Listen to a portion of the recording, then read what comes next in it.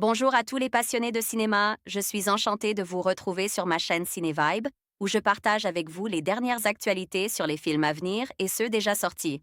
Pensez à vous abonner pour ne rien manquer des nombreux contenus captivants à venir. C'est Bonjour à parti! tous.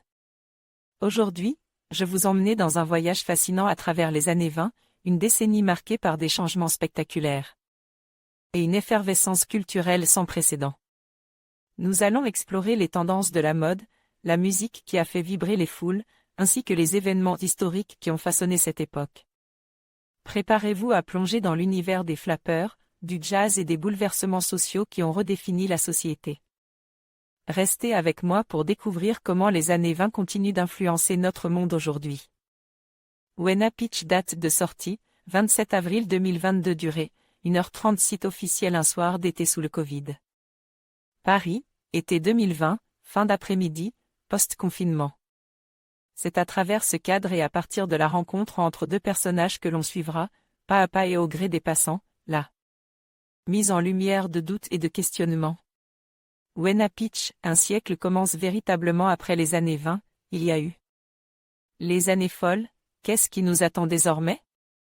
Le propos peut paraître pessimiste mais il ne l'est finalement pas. À travers le portrait d'une jeunesse qui a souffert du confinement, et la nécessité pour elle de redonner un sens à tout ce qui l'entoure. Le film porte à la fois un regard sur la désillusion qu'une telle période a pu entraîner et sur les efforts nécessaires pour permettre un changement. L'objectif, pouvoir choisir sa vie.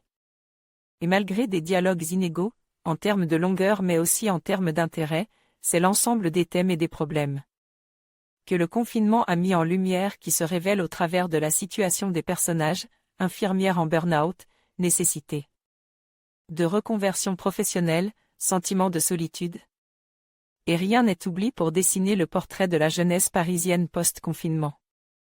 En reprenant pour toile de fond Paris, comme c'était le cas dans son dernier long métrage, Paris est à nous, sorti en 2020 sur Netflix, Elisabeth Vogler en fait la scène privilégiée pour voir et écouter sa jeunesse.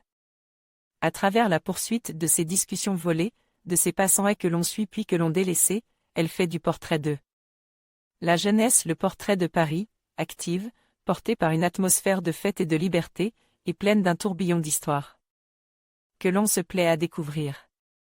Tournant à un plan séquence de 1h30, le film est techniquement bluffant, la séquence a été répétée pendant un mois pour que tout soit parfait, le tout étant pense à la minute près, la caméra ne s'arrête jamais, ni pour prendre un métro, ni pour monter sur un vélo. Et finalement, c'est encore elle qu'on suit le plus à travers Paris, et qui nous délivrait un message en phase avec l'état d'esprit des personnages, ne jamais s'arrêter, toujours avancer, et agir pour que demain soit celui qu'on a choisi. Rédacteur membre du LYF Valérian Bernard, envoyez un message au rédacteur, votre note, votre pseudo, votre commentaire. En conclusion, les années 20 ont été une période marquante, caractérisée par des bouleversements culturels, sociaux et économiques. Cette décennie a vu l'émergence de nouvelles tendances artistiques, une libération des mœurs et un dynamisme sans précédent. Les innovations technologiques et les changements de mode de vie ont façonné une époque qui continue d'influencer notre société actuelle. En revisitant les années 20, nous comprenons mieux les racines de notre modernité et l'importance de cette période dans l'histoire.